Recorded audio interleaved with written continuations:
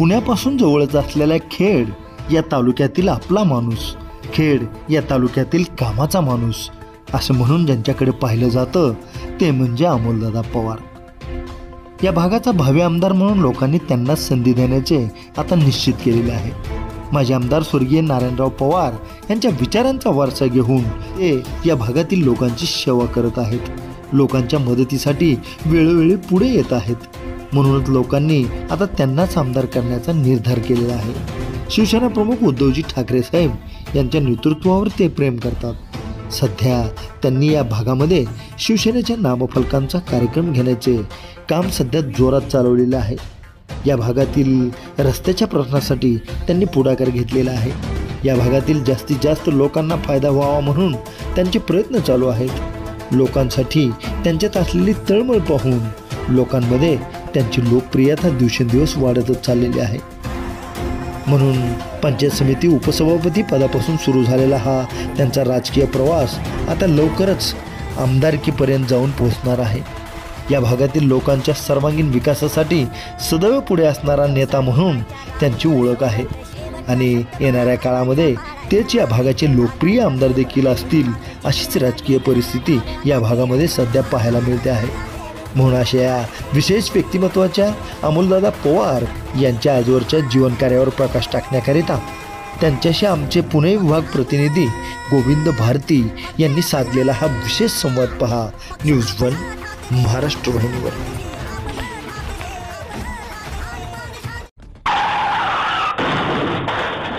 आणि त्यांचं विजन या सत्रामध्ये आज आपण भेटणार आहोत अमोलदादा पवार, जे की पंचायत समितीचे उपसभापती म्हणून त्यांनी काम केलेलं आहे आणि आजही ते उद्धव ठाकरे साहेब यांच्यासोबत एकनिष्ठ आहेत. मागील 20 वर्षापासून त्यांनी राजकीय सामाजिक विविध क्षेत्रामध्ये काम करून आपला ठसा उमटवलेला आहे.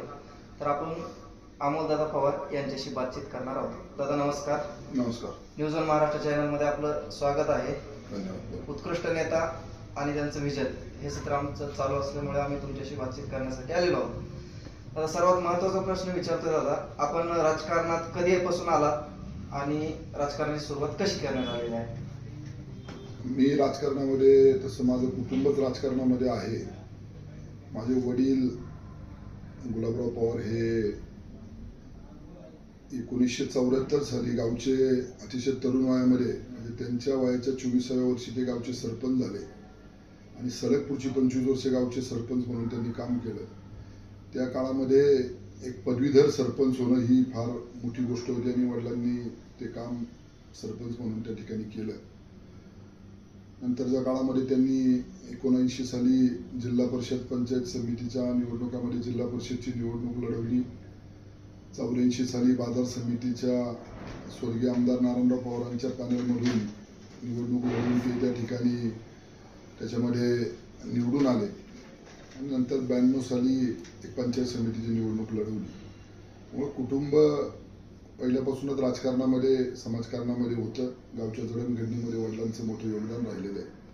त्यामुळं लहानपणापासूनच राजकारणाचा बालकडू असल्यामुळं मी आपोआपच राजकारणाकडं, समाजकारणाकडं ओढलो गेलो आणि नेतृत्व करण्याची किंवा समाजासाठी काहीतरी करण्याची धडपड असल्यामुळे शालेय जीवन किंवा महाविद्यालयीन जीवन पूर्ण झाल्यानंतर त्यावेळेस माजी आमदार स्वर्गीय नारायणराव पवार हे 2004ला त्यांचा पराभव झाल्याच्या नंतर, साहजिकच पराभव झाल्यानंतर थोडीशी नेते मंडळी बाजूला गेली होती आणि माझ्यासारख्या तरुण कार्यकर्त्याला वडिलांचा जो काही पुढचा वारसा होता, वडिलांनी नारायणराव पवारांबरोबर 20 वर्ष काम केल्यामुळं मी सुद्धा त्यांच्याबरोबर काम करायला सुरुवात केली आणि माझं सौभाग्य म्हणावं लागेल की मला आप्पांचा सहवास 2004च्या विधानसभेच्या पराभवानंतर त्यांच्या शेवटच्या क्षणापर्यंत त्या 4 वर्षामध्ये मला लाभला. आणि मग आप्पांनी ज्यावेळेस 2006 साली युवक काँग्रेसमध्ये प्रवेश करण्याचा निर्णय घेतला, त्यावेळेस तालुका युवक काँग्रेसचा अध्यक्ष म्हणून मला बोलून घेऊन काम करण्याची संधी दिली. त्यांनी जे काही माझ्याबरोबर, माझ्याकडनं त्यांना माझ्यामध्ये काहीतरी चांगले दिसलं असेल म्हणून त्यांनी युवक काँग्रेसचा मला बोलून घेऊन म्हणले की तुला युवक काँग्रेसचा अध्यक्ष म्हणून त्या ठिकाणी काम करायचं आहे. आणि जिल्हाध्यक्ष बाळासाहेब चांदेर यांनी माझी ओळख करून दिली आणि मला युवक काँग्रेसचा अध्यक्ष म्हणून काम करायची संधी दिली. आणि त्यानंतर खऱ्या अर्थानं माझी युवक काँग्रेसचा अध्यक्ष म्हणून काम करायला राजकारणामध्ये 2006 साली सुरुवात झाली. तर आतापर्यंत जे आपलं विजन चालू आहे की आतापर्यंत आपण केलेलं उत्कृष्ट असं एखादं काम आहे की ज्याचा ठोस जनतेला फायदा झालेला आहे?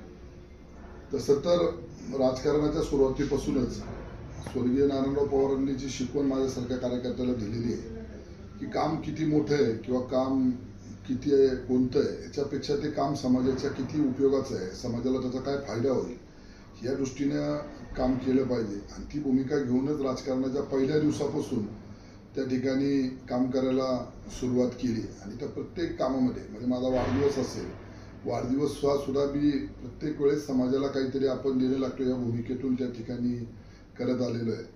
या वाढदिवसाच्या वेळेस आपण पाहिलं असेल की फ्लेक्सचा वगैरे खर्च टाळून त्या ठिकाणी समाज उपयोगी अशा चटई, चांगल्या 5 फूट रुंदीच्या आणि 50 फूट लांबीच्या चटई गावोगावी आम्ही त्या ठिकाणी देतोय. अशीच अनेक कामं त्या ठिकाणी 2014 साली भामास्केड पुनर्वसनाच्या प्रश्नासंदर्भात काढलेला ट्रॅक्टर मोर्चा आणि त्या प्रश्नाला त्या ठिकाणी वाचा फोडण्याचं काम माझ्यासारख्या कार्यकर्त्यांनी इतर सहकाऱ्यांबरोबर त्या ठिकाणी केलं. आणि पंचायत समितीच्या माध्यमातून जिल्हा परिषद गटाची बांधणी करत असताना सुद्धा माझ्या या परिसरामध्ये असंख्य कामं त्या ठिकाणी माझ्यासारख्या कार्यकर्त्यांनी केलेली आहेत. श्री क्षेत्र येलवाडी गावामध्ये असंख्य विकास कामं, ग्रामपंचायत कार्यालय असेल किंवा त्या गावची स्मशानभूमी असेल, सिमेंटच्या अंतर्गत रस्ते असतील, गावचं रोकडोबा महाराजांचं मंदिर असेल, अशी असंख्य कामं त्या गावामध्ये करून गावाचा चेहरामोहरा बदलण्याचं काम मी त्या ठिकाणी केलेलं आहे.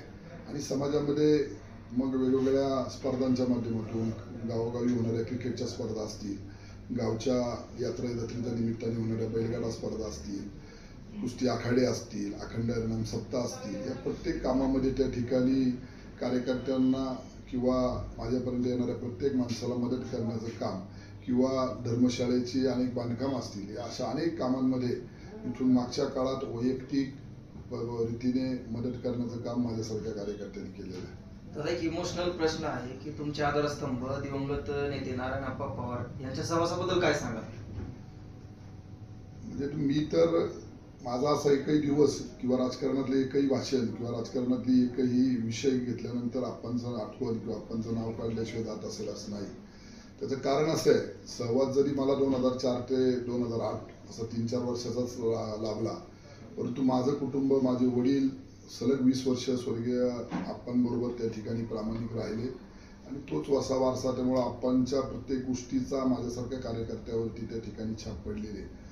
आप्पांची एक खूप प्रामाणिक इच्छा होती की समाजाच्या प्रत्येक घटकाबरोबर त्यांची जोडलेली नाळ प्रत्येक माणसाशी, म्हणजे वाडी वस्तीवरती ठाकरवाडी असेल, कातकरी वस्ती असेल, प्रत्येक घटकाशी त्यांचा वैयक्तिक संबंध त्या ठिकाणी असलेला तो एक नेता होता.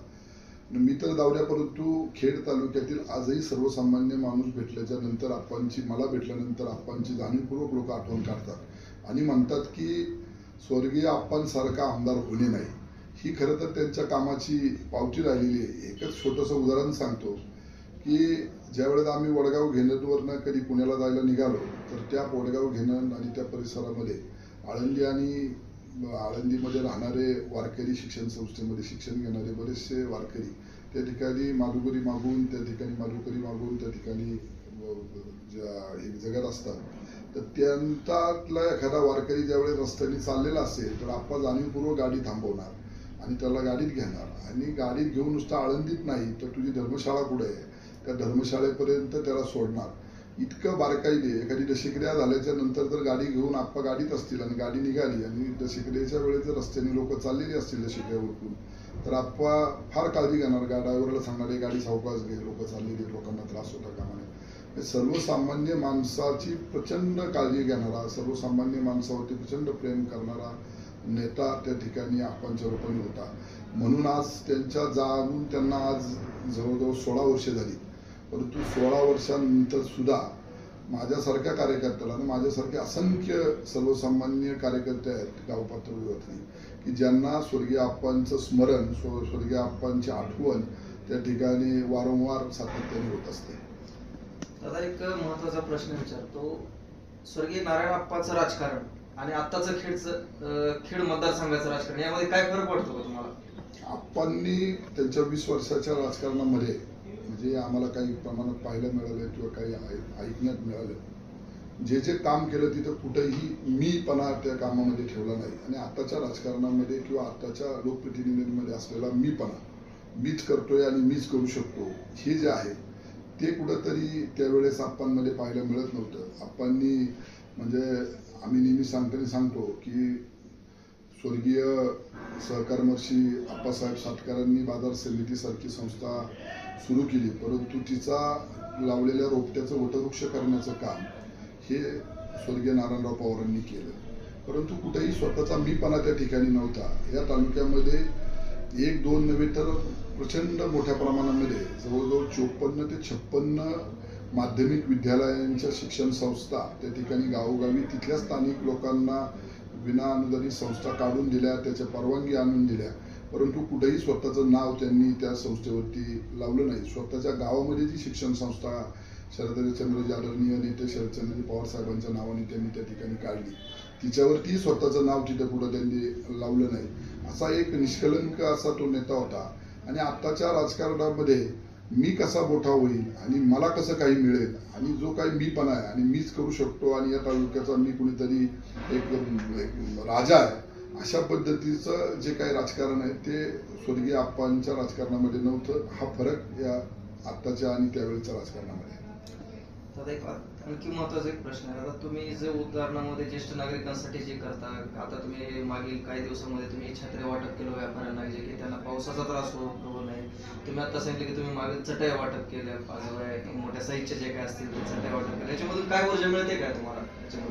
काय असतं, ज्या वेळेस तुम्ही समाजामध्ये काहीतरी काम करता, समाजापर्यंत तुम्हाला जायचं असतं, आपण वाढदिवस साजरे करतो किंवा काय करतो, त्यावेळेस फ्लेक्स लावणं किंवा कुठेतरी मनोरंजनाचा कार्यक्रम घेणं, जेवणावळी ठेवणं, याच्यामधून खरं तर पैशाचाही त्या ठिकाणी नुकसान होतं आणि तुम्हाला समाजाला काही मिळत नाही. फ्लेक्स लावले 4-2 दिवसांनी ते फ्लेक्स कुठेतरी कचरा कुंडीत किंवा कुठेतरी पडलेले असतात. त्यापेक्षा तुम्ही कितीतरी काम मोठं असं करू शकता की ज्याच्यामुळे समाजाला सातत्याने त्याचा उपयोग त्या ठिकाणी होत राहील. मी या चटईचा उल्लेख मी जर केला तो जिल्हा परिषद गटामध्ये मी 2 वर्षापूर्वी वाढदिवसाच्या निमित्ताने त्या ठिकाणी वाटल्या होत्या. आता मी पूर्ण तालुकाभर आम्ही त्या चटई, मंदिरं असतील किंवा स्मशानभूमी असतील, गावामध्ये पुढे एखादी शाळा असेल, अशा ठिकाणी जिथं लागतील जिथं मागतील तिथं आम्ही त्या चटई त्या पद्धतीने देण्याचं काम करतोय आणि समाजाला चांगला उपयोग त्याचा होतोय. ज्येष्ठ नागरिकांचा आपण वाढदिवस साजरे करतो, परंतु प्रत्येक कुटुंबामध्ये प्रत्येक गावामध्ये जी ज्येष्ठ मंडळी ती कुठंतरी आज प्रवाहाच्या बाजूला गेलेली आहेत. कुटुंबामध्ये त्यांच्याशी कोणी संवाद साधत नाही आणि ज्यांच्या कर्तृत्वामुळं ज्यांच्या त्यागातून खरं तर आमच्या पिढीला आपल्या पिढीला खूप काही मिळालेलं आहे, त्या ज्येष्ठ नागरिकांकडं ज्येष्ठ मंडळींकडं आपलं दुर्लक्ष होतं.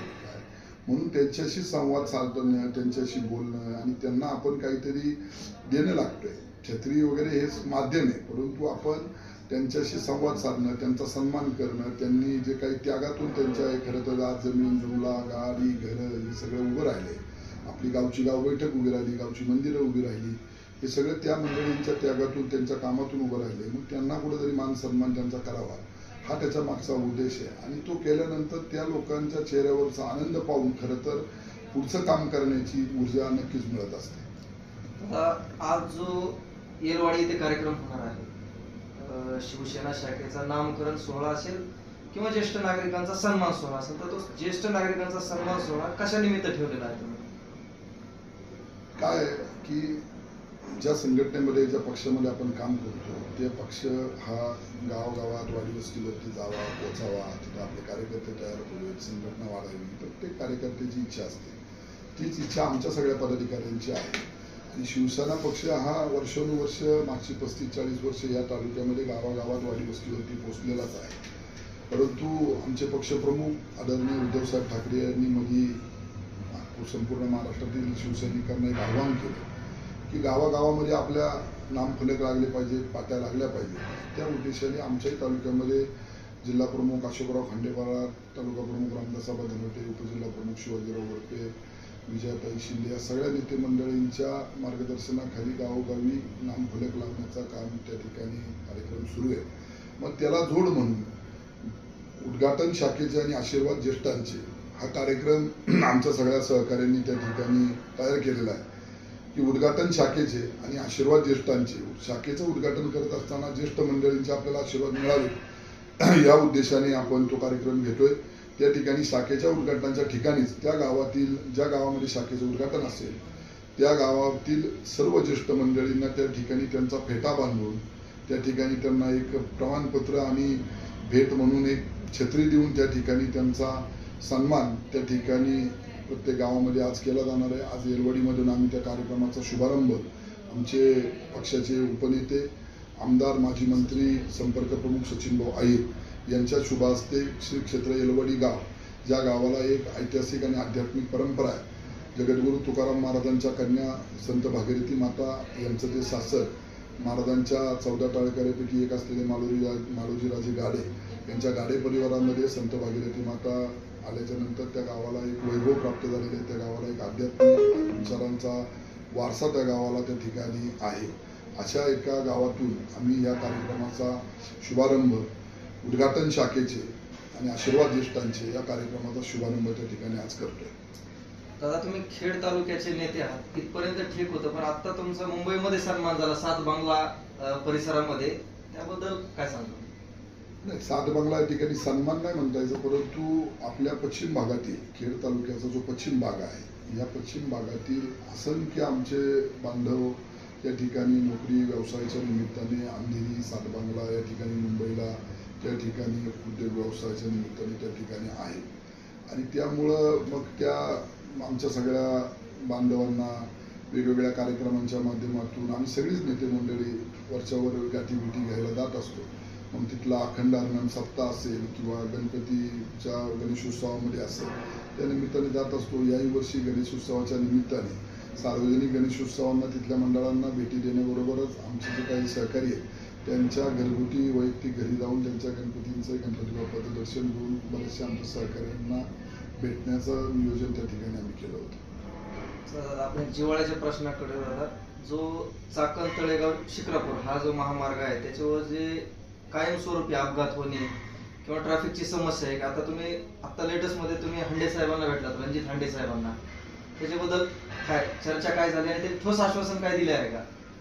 काय झालं, तळेगाव चाकण शिक्रापूर हा रस्ता खरं तर बरीच वर्ष म्हणजे मागची 20 वर्ष आले आम्ही सगळेजण ऐकतोय की रस्ता आता होईल मग होईल, रस्ता आता होईल मग होईल, परंतु मागची 20 वर्ष या सगळ्या परिसरातली लोक आणि वाढता औद्योगिकरण, वाढती रहदारी याच्यामुळे या रस्त्याची परिस्थिती फार बिकट झालेली आहे आणि आमचे मित्र पुणे जिल्हा नियोजन समितीचे सदस्य इंजिनियर दिलीपदादा मेदगे यांचा या क्षेत्रामध्ये चांगलं काम आणि पाठपुरावा असतो।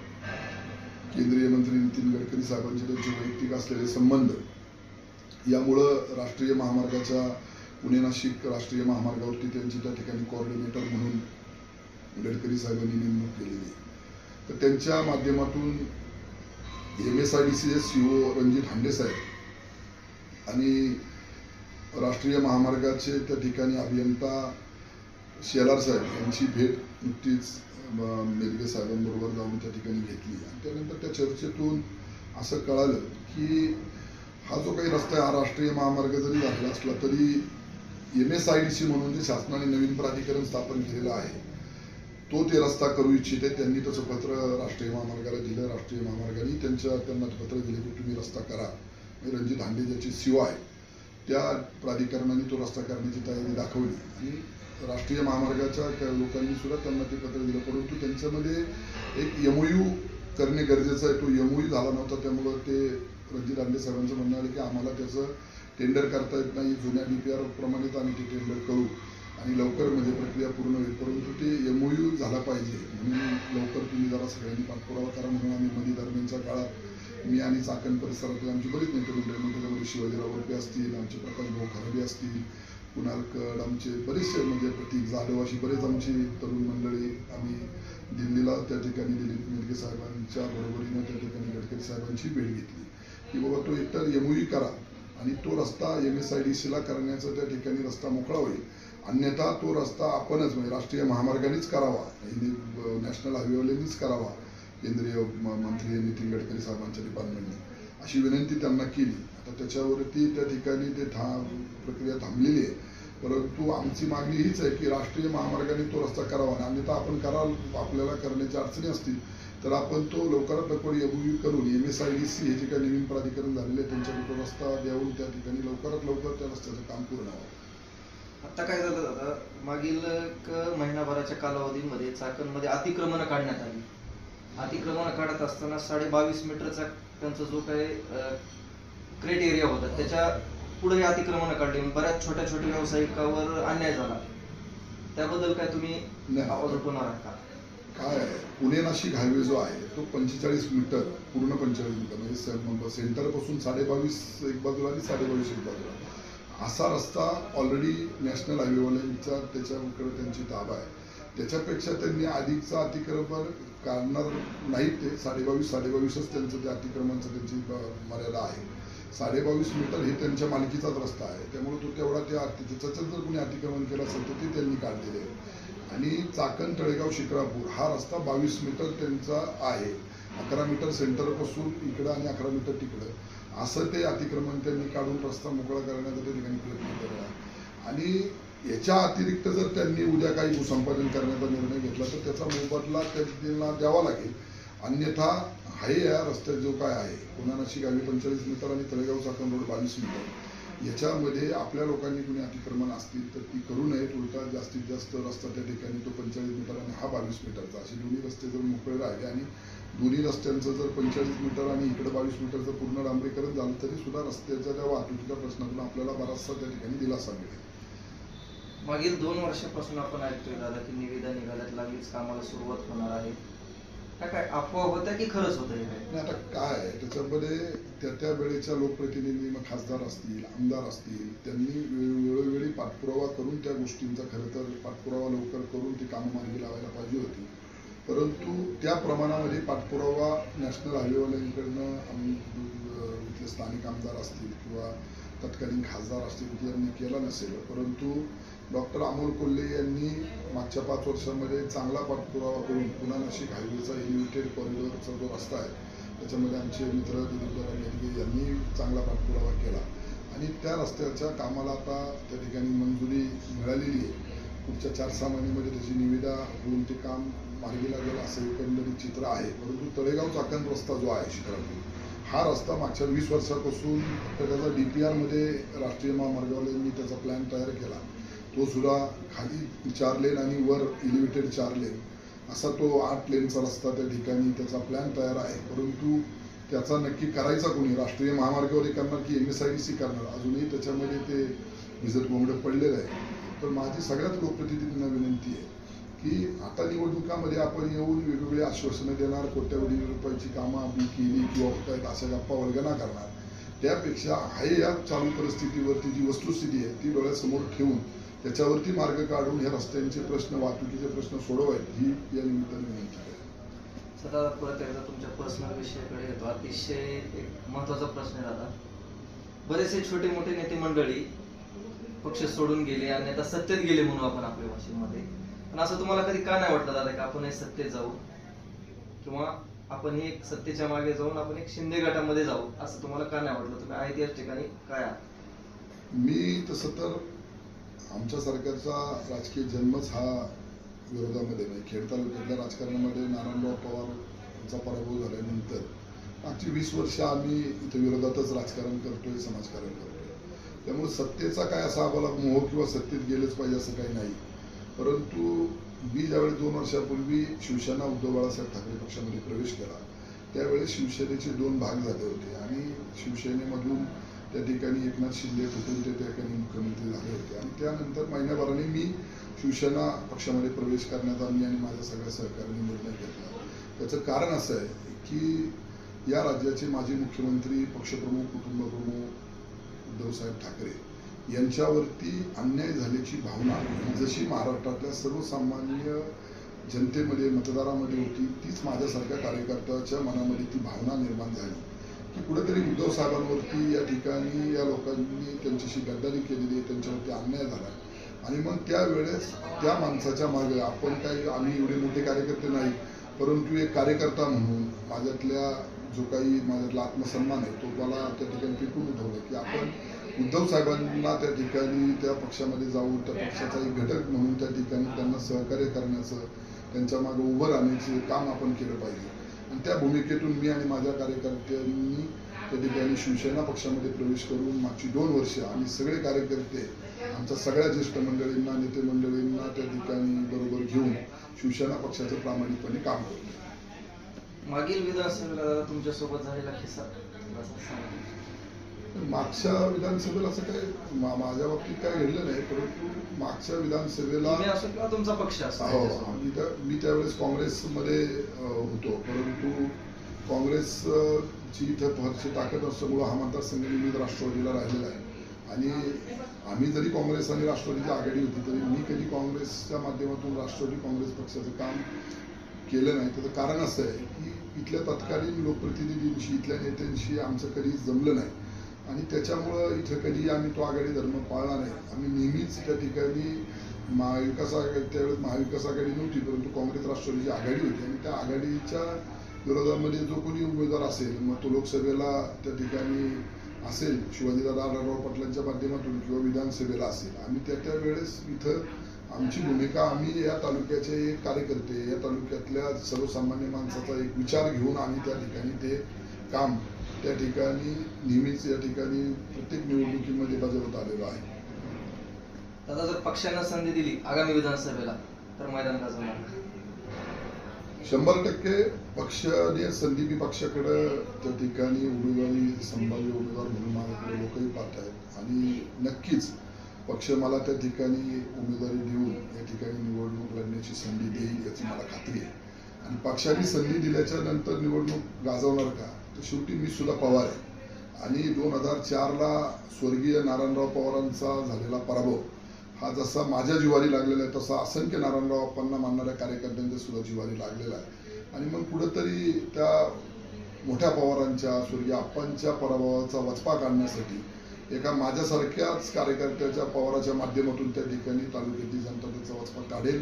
आमचा शिवसेना उद्धव बाळासाहेब ठाकरे पक्ष आणि त्याचबरोबर महाविकास आघाडीतील आमचे सगळे घटक पक्ष हे ताकदीने या ठिकाणी परिवर्तन घडून या ठिकाणी महाविकास आघाडीचा पर्यायाने शिवसेना उद्धव बाळासाहेब ठाकरे पक्षाचा आमदार या ठिकाणी आम्ही करणार आहोत. दादा शेवटचा प्रश्न विचारतो, आपण आपलं विजन काय असणार आहे? जर समजा शीट आपली लागली तर आपलं विजन काय असणार? उत्कृष्ट नेता आणि त्यांचं विजन या सत्रामध्ये शेवटचा प्रश्न विचारतोय की आपलं विजन काय असणार? या तालुक्याचा एकंदरीत भौगोलिक परिस्थिती जर पाहिली तर हा तालुका सह्याद्रीच्या पर्वतरांगांचा आहे.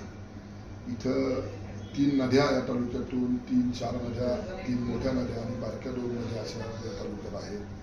धरणं 3 मोठी धरणं आहेत, एक चासकामान, भामासपेठ, कळमोडी 3 धरणं आहेत. छोटे कोल्हापूर पद्धतीचे असंख्य बंधारे भीमा भामावरती स्वर्गीय नारायणराव पवारांच्या काळामध्ये झालेले आहेत आणि इंद्रायणी नदीवरती झालेले आहेत. असा तालुका आहे. पिंपरी चिंचवड आणि पुणे शहराला लागून असलेला तालुका आहे आणि अलीकडच्या मागच्या 10-15 वर्षामध्ये एक औद्योगिकीकरणाकडे वाटचाल करणारा हा तालुका आहे. औद्योगिक वसाहत मोठ्या प्रमाणात चाकण आपल्या परिसरात आलेली आहे. जगाच्या नकाशावरती चाकण आणि आपली औद्योगिक वसाहत पोहोचलेली आहे. त्यामुळे इथं वेगवेगळ्या स्वरूपाचे प्रश्न आहेत. म्हणजे पश्चिम भागामध्ये आमच्याकडे भीमाशंकर आहे, पर्वतरांगा आहेत, खूप सारी नैसर्गिक संपत्ती आमच्याकडे तिकडे पर्यटनाच्या दृष्टीने, मोठे पर्यटन डेव्हलप करण्याच्या दृष्टीने आहे. पर्यटनाचा त्या ठिकाणी जर डेव्हलप आपण केलं तर चांगलं पर्यटन त्या ठिकाणी पश्चिम भागात डेव्हलप होऊ शकतं. आणि आपल्या या चाकण परिसरामध्ये एवढ्या मोठ्या इंडस्ट्री येऊन सुद्धा माझ्यासारख्या असंख्य आमच्या तरुण कार्यकर्त्यांना, स्थानिकांना त्या ठिकाणी रोजगाराच्या संधी उपलब्ध नाही आहेत. मग रोजगाराच्या माध्यमातून असेल किंवा अन्य ठेकेदारी असेल, लेबर कॉन्ट्रॅक्ट असतील, तुमचे ट्रान्सपोर्टचे व्यवसाय असतील, कॅन्टीन सप्लाय असेल, असंख्य छोटे मोठे असे व्यवसाय आहेत की जे इंडस्ट्रीमध्ये आमचे स्थानिक त्या ठिकाणी करू शकतात. आज बोटावर मोजण्या इतकीच फक्त ज्यांची मक्तेदारी आहे अशीच मंडळी MIDC मध्ये त्या ठिकाणी तो व्यवसाय, त्या ठिकाणी उद्योग व्यवसाय करतात. परंतु माझ्यासारखी जी भूमिका ही आहे की 10चं पोट भरण्यापेक्षा 1000चं पोट भरलं पाहिजे. एकाच्या घरी 10 लाख किंवा 50 लाख रुपये जाण्यापेक्षा त्या ठिकाणी 10 जणांच्या घरात 1-1 लाख रुपये, 50 जणांच्या घरात 1-1 लाख रुपये गेले पाहिजे. अनेक 1000, 2000, 3000, 4000 कार्यकर्ते इथं उद्योग व्यवसायाच्या माध्यमातून, नोकरीच्या माध्यमातून त्यांना रोजगार मिळू शकतो. ते खऱ्या अर्थाने त्या ठिकाणी विजन राहणार आहे. आणि या तालुक्यामध्ये तालुका 100% बागायत करण्यासाठी स्वर्गीय नारायणरावांचं स्वप्न होतं. आणि ज्यांच्यावरती काळूस आणि आपल्या बाकीच्या परिसरामध्ये पूर्वेकडल्या गावांवरती त्यांना त्या धरणाचा लाभ किंवा कॅनॉलचा लाभ न होता त्यांच्यावरती त्या ठिकाणी ते शिकेल, या असा दुहेरी प्रश्न आहे. तो दोन्ही प्रश्न त्या ठिकाणी मार्गी लावण्यासाठी आणि या तालुक्यामध्ये कोणत्याही संस्थेला, मग तहसीलदार कचेरी असेल, प्रांत ऑफिस असेल, DYSP ऑफिस असेल, तिन्ही नगर परिषदांची ऑफिसेस असतील, या सगळीकडे कुठेही चांगल्या प्रशासकीय इमारती नाही.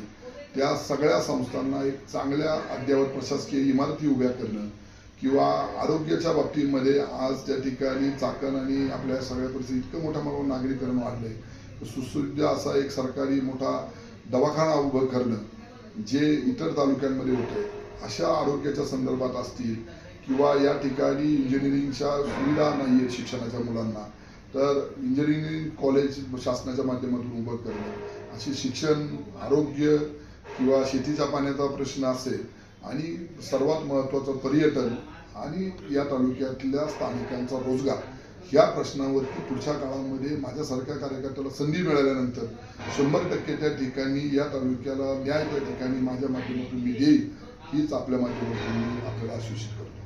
नक्कीच दादा, आमच्या चॅनलकडून तुम्हाला भावी आयुष्यासाठी आणि भावी तुमच्या फ्युचर आणि विजनसाठी शुभेच्छा असतील. मी कॅमेरामन अमर सर, मी गोविंद भारती, न्यूज वन महाराष्ट्र, पुणे जिल्हा.